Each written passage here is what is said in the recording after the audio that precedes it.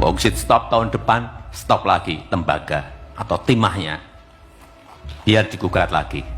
Nggak apa-apa digugatin terus. Belum tentu kita kalah.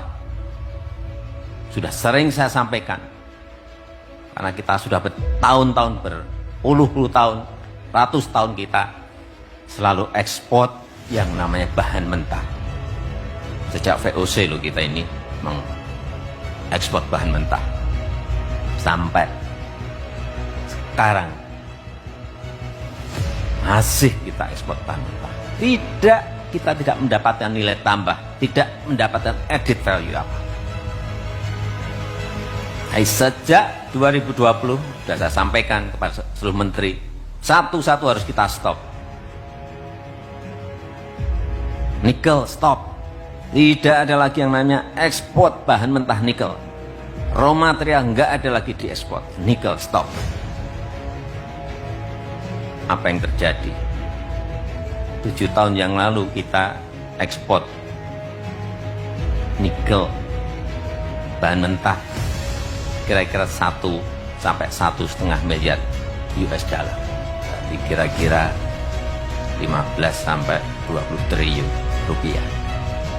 Karena kita stop dan muncul yang namanya industrial downstreaming, hilirisasi, industrialisasi. 2021 kemarin ekspor kita karena sudah dapat setengah jadi dan jadi menjadi 20,8 miliar US dollar. Artinya dari 15 triliun melompat kepada kurang lebih 300 triliun. Baru satu barang yang namanya nikel.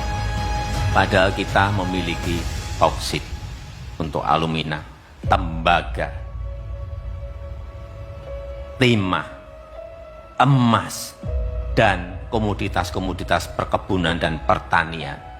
Betapa kalau ini satu persatu kita memiliki keberanian untuk bilang stop, munculnya angka-angka yang tadi saya sampaikan. Membuka lapangan kerja itu yang paling penting. Yang kedua, Bu Menteri Keuangan bisa pungut pajaknya,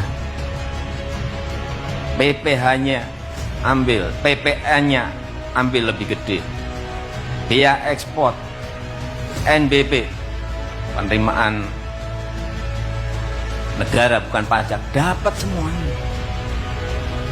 Tapi begitu kita bilang stop nikel, stop ekspor bahan mentah nikel, ya kita digugat sama Uni Eropa. Belum rampung sampai sekarang.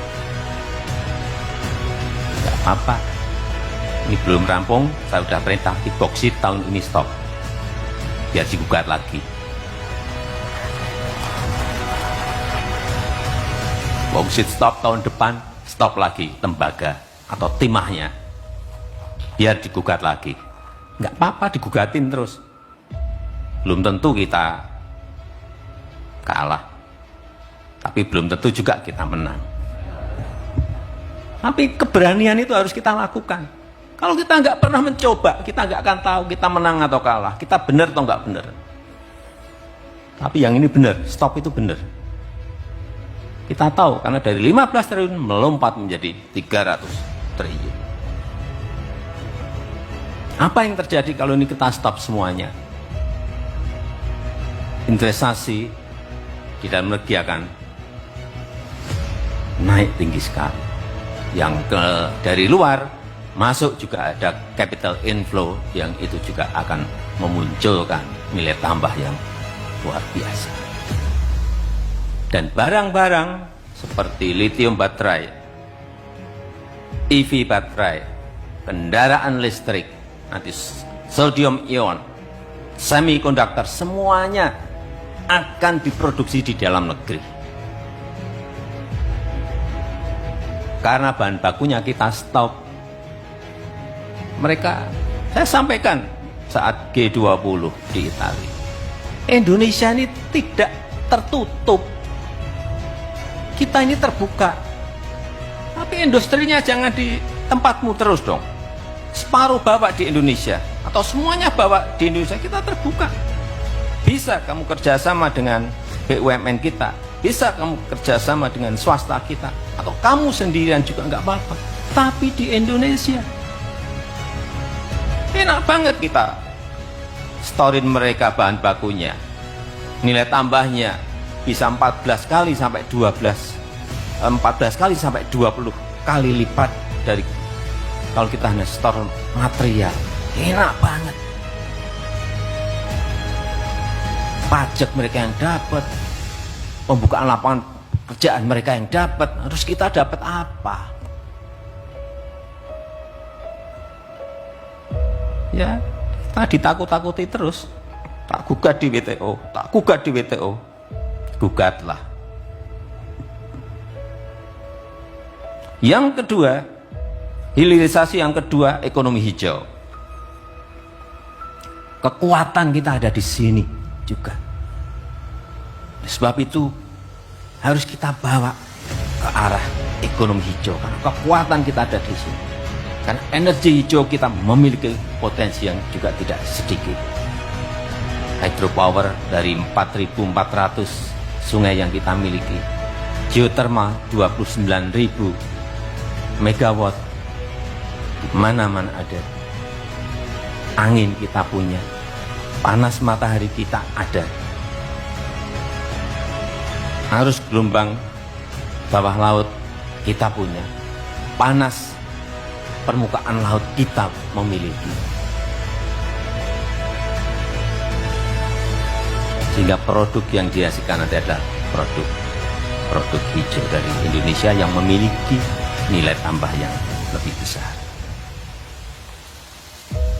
Untuk menuju ke sini, apa yang harus kita siapkan?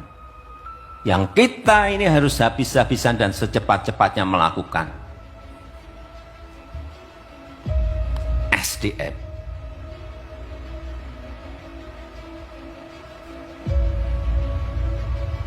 Pengembangan SDM harus berubah dan harus cepat berubahnya. Hati-hati, saya ingin mengingatkan kepada UNS.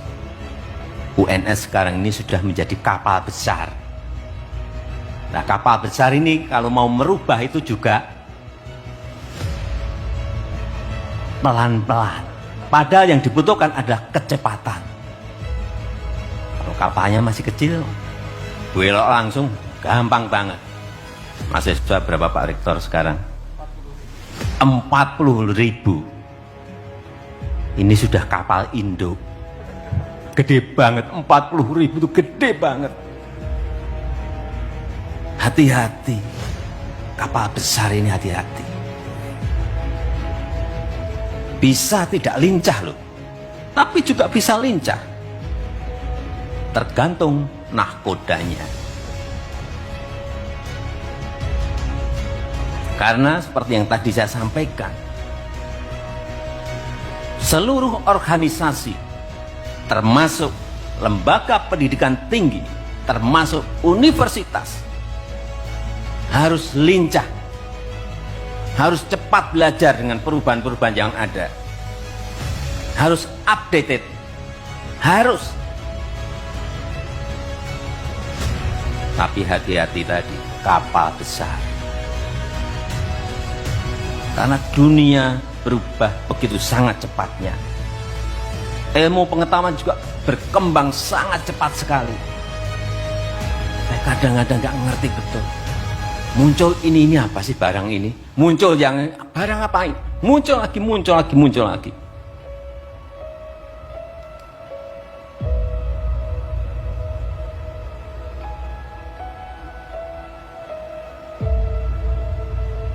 Sekali lagi, ilmu pengetahuan berkembang sangat cepat dan harus diikuti dengan program pendidikan yang dinamis, yang cepat. Risetnya juga harus cepat berubah sesuai dengan tantangan zaman yang ada. Kita ini berkejaran. Saya membayangkan kita ini hanya punya waktu urusan SDM untuk mengejar itu hanya punya waktu 2 tahun. Kita berani berubah enggak dalam 2 tahun ini? Kalau enggak,